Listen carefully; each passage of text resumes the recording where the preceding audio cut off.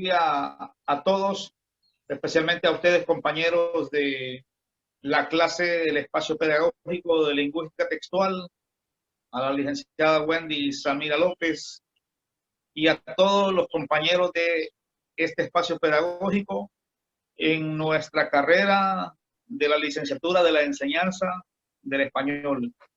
Es un placer para mí compartir con ustedes en esta plenaria con este tema tan importante como lo es las propiedades textuales y las relaciones léxico-semánticas. Esa parte tan importante en la lingüística que es necesario que nosotros estudiemos muy a fondo, que escudriñemos día a día para que vayamos perfeccionando más este campo de lo que es la textualidad, porque la lingüística textual se encarga de eso, ¿verdad? De la calidad del texto. Entonces, nosotros como lingüistas, como estudiantes de la carrera de español, pues estamos obligados a empaparnos cada día más de todos los conocimientos que podamos adquirir para hacer un trabajo de mayor calidad. Estoy con mis compañeros, Norma Murillo, Delia George, Reina Euseda, Karen Ochoa, Ligny Ramos y Junior Artiga y su servidor Isaías Muñoz, que funcionará como moderador en esta plenaria con este tema tan importante, como lo dije anteriormente, que son las propiedades textuales, en donde hablaremos de recurrencias léxicas, semánticas, de la jerarquización de sonidos, de sinonimia, antonimia, paronimia, hiponimia, hiperonimia, entre otros, en este espacio pedagógico del Centro Universitario de Educación a Distancia de la Universidad Pedagógica Nacional Francisco Morazán. Y vamos a dar inicio con la participación de la compañera Norma Murillo. Y la pregunta para Norma Murillo, la número 1, es la siguiente. ¿Qué son las relaciones léxico-semánticas entre enunciados? ¿Qué tal, Isaías? ¿Qué tal, compañeros? Para mí también es un placer estar aquí con ustedes compartiendo este espacio de aprendizaje.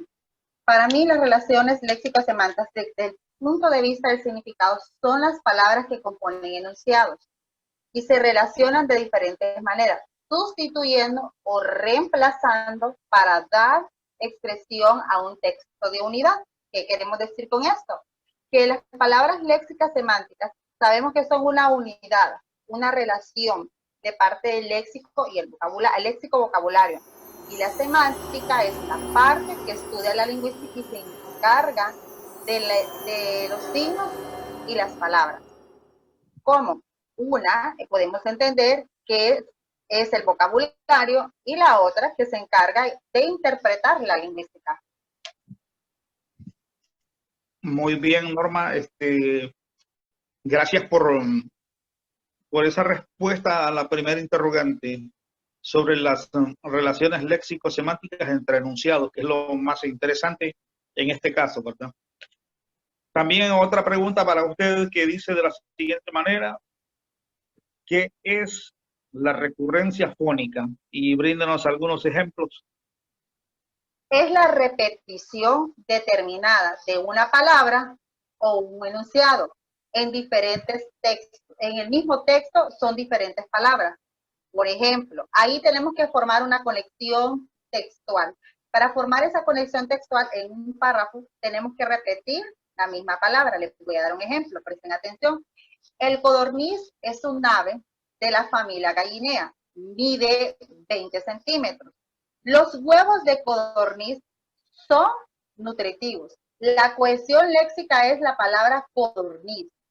Ahí la repetimos, no la reemplazamos. Recuerde que se puede formar de dos maneras, repitiéndola y reemplazando. Nosotros ahorita la estamos repitiendo. Les voy a dar otro ejemplo. Hay un hombre en el portón.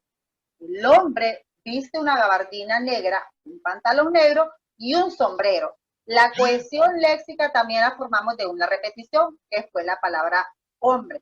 Pero como les dije, no siempre se repite la palabra.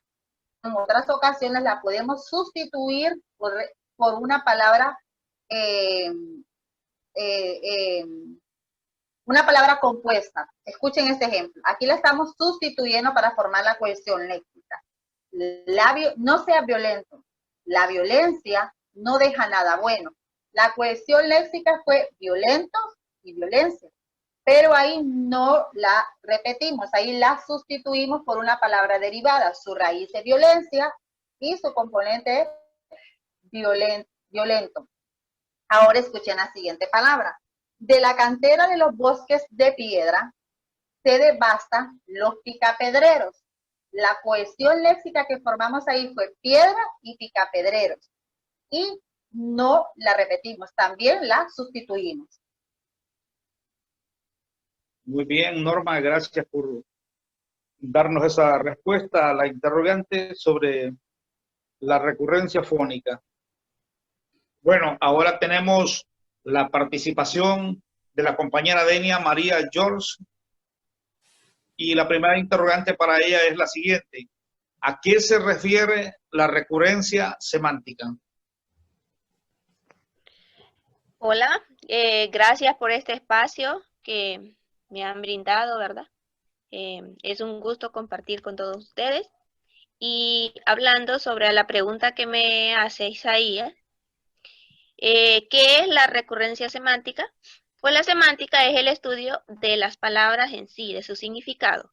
Entonces, ¿qué es la recurrencia? La recurrencia es, digamos, la repetición de palabras. Entonces, para dar un tema o un resumen en sí de qué es la recurrencia semántica, sería la reiteración de las palabras en un mismo texto, ¿verdad? Ok, gracias, Denia. Y para tener secuencia y continuar con el mismo tema, la siguiente interrogante. ¿Qué enunciados pertenecen a la recurrencia semántica? Y menciona ejemplos. Ok. Dentro de los elementos o enunciados que comprenden lo que es la recurrencia semántica, encontramos varios. Dentro de ellos tenemos lo que es la sinonimia, la antonimia, la hiponimia y entre otros, ¿verdad? Pero yo me voy a centrar y les voy a explicar acerca de lo que es la sinonimia. Entonces, ¿qué es la sinonimia? Es el significado parecido e igual de las palabras. Comúnmente lo decimos que son los sinónimos que podemos sustituir uno por otro, que nos dan un significado igual. En este caso, como ejemplo, tenemos ordenador. ¿Qué es un ordenador? Lo llamamos como computadora. Si nosotros hacemos una sustitución de ordenador por computadora en una frase, no tenemos ninguna alteración del significado porque este nos indica exactamente lo mismo, tiene un mismo significado. Ahora bien, dentro de la sinonimia cabe resaltar que encontramos sinonimia conceptual, que es este ejemplo que les he puesto, pero también encontramos sinonimia contextual, que tiene que ver con nuestro alrededor, en el contexto que estamos. Entonces, para un ejemplo de la sinonimia contextual sería, hay que seguir la línea del camino para llegar a la casa. Y el otro sería, hay que seguir la ruta del camino para llegar a casa. Entonces ahí podemos identificar que esa palabra línea no está muy bien usada aquí, porque de repente no es nuestro contexto. Ahora bien, sigamos mencionando elementos. Otro elemento de los que tenemos es la antonimia. Entonces, si avanzamos, podemos ver que es la antonimia. Si me ayuda con la diapositiva. Entonces, para irles explicando un poco, la antonimia es el significado opuesto o contrario de las palabras, ¿verdad? Para ejemplificar, tenemos noche y lo contrario sería día. Tenemos otros ejemplos, alto, lo contrario sería bajo. Y así sucesivamente podemos encontrar muchos ejemplos sobre lo que es la sinonimia, antonimia. Y espero que hayan quedado claros con mi participación. Muchas gracias. Gracias, Denia María, por la participación y las respuestas a las interrogantes planteadas. Y damos paso a la siguiente compañera, Vamos con la participación de la compañera Reina Evelyn Auceda. Para usted, Reina Evelyn, la primera pregunta dice así: ¿qué incluye la jerarquización de significados? Explique hiperonimia e hiponimia. Bien, hola a todos. Es para mí un gusto estar con cada uno de ustedes compartiendo pues este espacio. Respondiendo a su pregunta sobre la jerarquización de significados, esto viene a ser como una organización o una clasificación en distintos niveles, la cual pues está compuesta por una estructura de estos dos términos que podemos ver en pantalla: hiperonimia e hiponimia. Para nosotros comprender mejor esto, me gustaría mencionarles algo muy básico y muy útil que nos puede servir para comprender lo que significa cada uno de estos términos. La palabra hiper significa por encima, hipo significa por debajo, y ónimo significa, hace referencia a lo que es nombre. Por lo tanto, hiperonimia significa por encima del nombre y hiponimia significa por debajo del nombre. Pero bien, vamos a hablar primero de lo que es la hiperonimia. Pues estas son palabras con significados extensos. La hiperonimia pues es la que tiene otras palabras por debajo. Y la hiponimia pues es la palabra que se abarca con otras palabras. Siempre la hiperonimia va junta con la hiponimia. Pero bueno, para que entiendan mejor nos vamos al ejemplo. Por ejemplo, tengo la palabra seres vivos.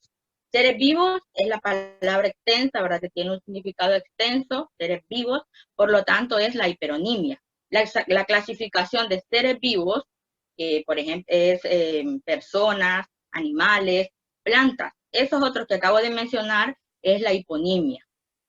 Otro ejemplo podría ser el que vemos ahí, como un árbol. La palabra árbol es la hiperonimia y la clasificación de cada uno de ellos es la hiponimia. Y así lo podríamos hacer en términos como hormiga. Todas estas palabras tienen pues su clasificación. En términos como lectura, por ejemplo, lectura viene a ser la hiperonimia. Y la hiponimia pues es la clasificación, podría decir traductor, un ensayista, un compositor, en fin, ¿verdad? A eso nos referimos cuando hablamos de la jerarquización del significado, y es importante que sepamos que estos términos son muy útiles para la creación de textos, ya que ello pues nos ayuda a no caer en lo que es la repetición y para poder comprender mejor un texto a través de la coherencia y la cohesión. Muy bien, Reina Evelyn, gracias por su aporte, por su respuesta a la interrogante sobre la jerarquización de significados con el tema específico de hiperonimia e hiponimia. Pero también tenemos otra interrogante para usted que dice de la siguiente manera: ¿a qué nos referimos cuando hablamos de asociaciones pragmáticas? Bien, sabemos que el objetivo de la pragmática es el estudio del uso del lenguaje en el marco de la comunicación humana. Las palabras pues también se relacionan unas con otras. Y hablando de esto, de las asociaciones pragmáticas, lo podemos referir en cuanto al campo semántico y al campo asociativo. Para describir pues el campo semántico son todas aquellas palabras que se relacionan entre sí. Por ejemplo, aeropuerto. El campo semántico aeropuerto lo podemos relacionar con maleta, avión, piloto. Y así podríamos también describir la palabra, por ejemplo, barrera. ¿Cuál es el campo semántico de barrera? Barrera pues puede incluir pared, un muro y así sucesivamente. Todas estas palabras en el campo semántico pues comparten una estructura y pues una raíz. Ya hablando en el aspecto del campo asociativo, pues este es un poquito más subjetivo. El campo asociativo viene a ser como que a veces no es necesario que haya una orden gramatical, ¿verdad? Ni tampoco que haya una raíz. Por ejemplo, la palabra calor la relacionamos con playa, con jugar, con nadar, un viaje, y así pues podríamos mencionar otros términos como por ejemplo portería. La palabra portería lo podríamos asociar con penalty, con fútbol, llevándolo un poquito más allá, también lo podríamos relacionar con domingos, con condición física, en fin, ¿verdad? Es importante que sepamos que todas las palabras tienen campo semántico.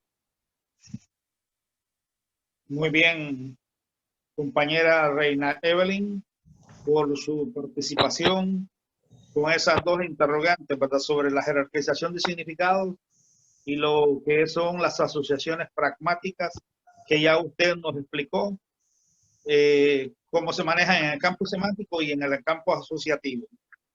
Ahora le damos la participación a la compañera Karen Ochoa, y la pregunta para Karen Ochoa, la número 1, dice: ¿cuál es la diferencia entre alónimos y merónimos? Y mencione algunos ejemplos. Hola, es un gusto poder compartir con ustedes este espacio formativo de aprendizaje. Y para seguir abordando la temática, cuando nos referimos a la palabra alónimo y merónimo, son palabras que hacen referencia a la relación semántica y que establecen su significado entre el todo y sus partes. Cabe recalcar que estas dos palabras van de la mano, difícilmente se pueden separar. Ahora bien, ¿de dónde se originan estas dos palabras y cuál es la diferencia? La palabra alónimo viene del griego alos, que significa entera. La palabra merónimo viene del griego meros, que significa parte. Ahora bien, como podemos observar en la imagen, tenemos el mar y tenemos las partes del mar. Cuando nos referimos a todo, estamos hablando al mar como una palabra alónima. Y cuando estamos en la palabra merónima, nos estamos refiriendo a parte del mar, como ser el agua, la arena, los animales. También tengo otro ejemplo, el mar. Lo podemos visualizar como una parte total de las cosas. Ahora bien, el merónimo sería la raíz, tallo, hoja, flor y fruto. Otro ejemplo clave de la diferencia entre merónimo y alónimo es la mano. Y el merónimo en este sentido serían los dedos, las uñas, la muñeca, y así se van desencadenando otras partes para hacer la relación entre el alónimo y el merónimo.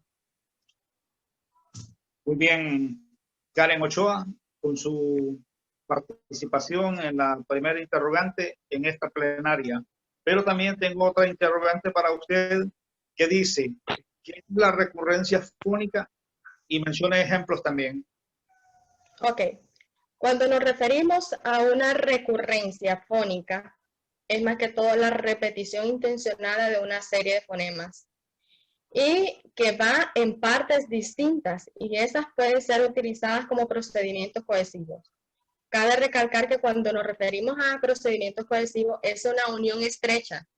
Como ejemplo está la rima fonética y también está el texto repetitivo. Y uno de ellos en la rima fonética nos dice lo siguiente. La imagen, por favor.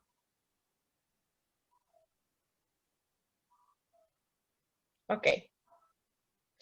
La rima fonética nos dice: anoche soñé que oía a Dios gritándome alerta. Luego era Dios quien dormía y yo gritaba despierta. Podemos observar que en las letras rojas refleja la rima fonética. Oía con dormía, alerta con despierta. A la par, bueno, en la parte de abajo tenemos el texto repetitivo. Nos dice lo siguiente: esta luz de fuego que rodea, este paisaje gris que rodea, este dolor por una sola idea y esta angustia, cielo, mundo y hora, que es de Federico García Lorca. Entonces podemos observar la diferencia entre la rima fonética y el texto repetitivo. Entonces esta fue mi pequeña participación. Ok, gracias, Karen. Muchas gracias, Karen, por habernos explicado lo que son los alónimos, los merónimos y la recurrencia fónica. Bueno, después de haber escuchado a las compañeras Norma, Reina Evelyn y Karen Ochoa, ahora le damos paso a la compañera Ligny Ramos. Para usted, Ligny Ramos, en esta plenaria, la primera pregunta es: ¿qué es la recurrencia sintáctica? ¿Qué es la recurrencia sintáctica? Muy buenas, pues es un placer saludarles, ¿verdad? Y pues con respecto a su interrogante, pues nosotros podemos definir la recurrencia sintáctica como la repetición que existe en una misma construcción sintáctica en diferentes partes de un texto, ¿verdad? Nosotros, por ejemplo, bueno, les voy a dar un pequeño ejemplo.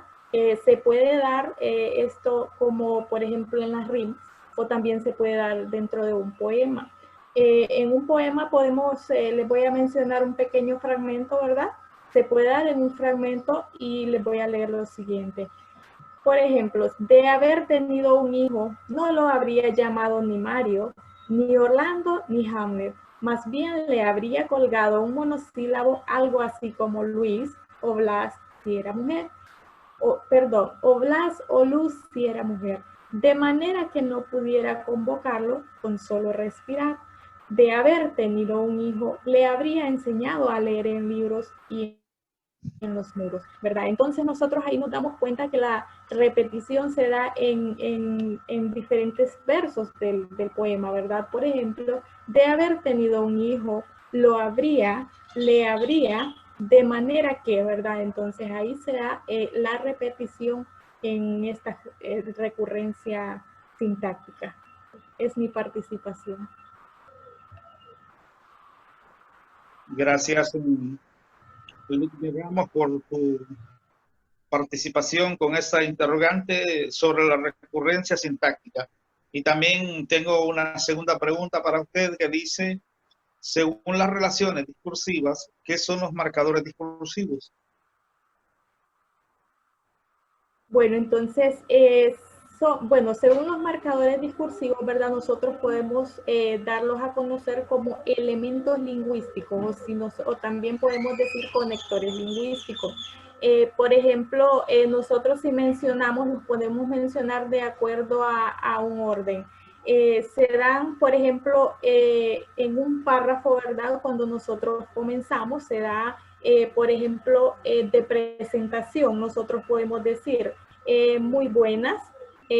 Para empezar, ante todo, bueno, y si nosotros lo utilizamos en una continuación del texto, puede ser luego, en una continuación después, nosotros estamos observando que continúa, ¿verdad? Lo que nosotros, si redactamos un texto, entonces eso significa que continúa. Si se da al momento del cierre de un texto, pues puede ser que nosotros mencionemos en fin, por último, al finalizar, ¿verdad? Entonces esas son las maneras, ¿verdad? De los marcadores discursivos. Muy bien, gracias Ligny por su participación con los marcadores discursivos y las relaciones discursivas. Y ahora le damos paso al compañero Junior Artiga, que también forma parte de este grupo de expertos en esta plenaria sobre las propiedades textuales. Y para usted, Junior, la primera interrogante es la siguiente. ¿A qué hace referencia los marcadores de la función pragmática? Hola amigos, es un placer estar compartiendo con ustedes este espacio y hablar acerca de estos temas que son de mucho interés para aquellos que estamos aprendiendo a enseñar el español. Los marcadores de la función pragmática hacen referencia a lo que son los elementos de la comunicación implicados en el texto. Ya sabemos que los elementos de la comunicación es el receptor, el emisor, el canal, para mencionar algunos de ellos, que son los que tienen más implicaciones en los textos. Una vez que estos entran en juego en el texto, entonces nos revelan, por ejemplo, cuál es la actitud o cuál es la intención del emisor. O, por ejemplo, a quién va dirigido lo que es el discurso. También aseguran lo que es el canal de comunicación.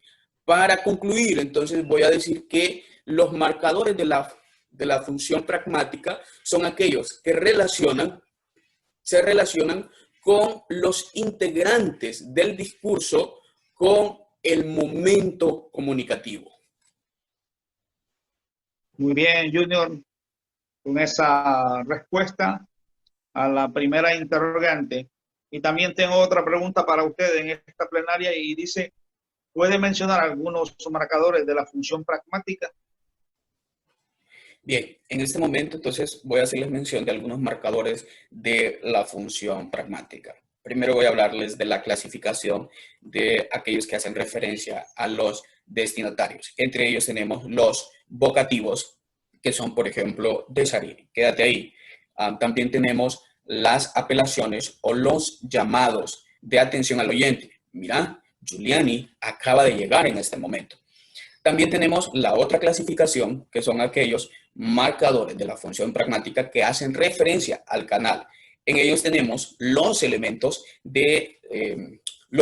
con función fática, que son aquellos que nos sirven a nosotros para abrir o mantener abierta la comunicación. También tenemos otros, lo que son los sintagmas o los adverbios, que estos pues nos ayudan a identificar cuál es la intención o la actitud del emisor. Y por último, tenemos las interjecciones. Estas interjecciones pues son de mucha ayuda porque son de la función o tienen una función expresiva. Entonces aquí se demuestra lo que es la emotividad del hablante. Gracias amigos por darnos este espacio y espero que hayan aprendido juntamente con nosotros. Así que Dios les bendiga a todos. Muy bien, Junior, con su participación, con las interrogantes a usted sobre las referencias de los marcadores de la función pragmática y los marcadores de la función pragmática en mención.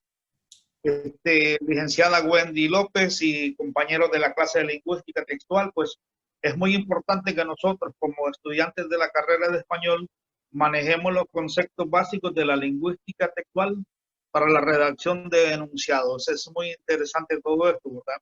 Entonces, en nuestro tema hemos abordado esta cantidad de procedimientos más usuales, como son la recurrencia léxica, que es la repetición de palabras, la recurrencia semántica, que es la aparición reiterada de términos que están relacionados por su significado.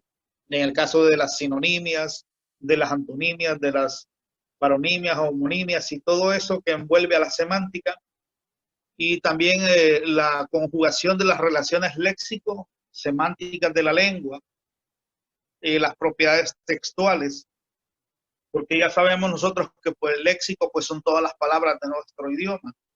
Y la semántica es la que se encarga de darle la buena funcionalidad de las relaciones entre palabras para que el engranaje lingüístico tenga una buena función y nosotros podamos tener una buena comunicación, una buena expresión y una buena redacción, como lo amerita el espacio pedagógico de esta clase de lingüística textual para la redacción de textos, que es lo que más importante y lo que más busca este espacio pedagógico, ¿verdad? Que nosotros nos volvamos expertos en lo que es la funcionalidad y la redacción de textos, que sean bien coherentes, coercitivos y que tengan enunciados muy importantes, muy bien estructurados, para que la comunicación en cuanto a redacción sea muy importante.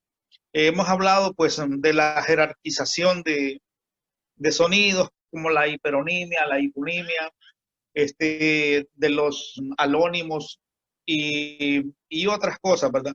Recordemos que los enunciados pues son emisiones lingüísticas que nosotros desarrollamos para poder comunicarnos. Entonces es muy importante que esos enunciados que nosotros elaboremos sean bien estructurados en cuanto a todo esto, el manejo de todo esto. Entonces yo invito a los compañeros de este grupo y también a los compañeros en general de la clase de lingüística textual y a todos los estudiantes de la carrera de español que nos fundamentemos cada día más con la lingüística textual para que seamos unos buenos redactores de la textualidad. Entonces, esta ha sido nuestra participación con este tema de las propiedades textuales en este espacio pedagógico. Esperamos que nuestra ponencia en esta plenaria haya sido de lo mejor y les invito a que sigamos aprendiendo cada día más. Gracias, compañeros. Gracias, licenciada. Buen día a todos. Es mi tierra, ella es la que estremece todo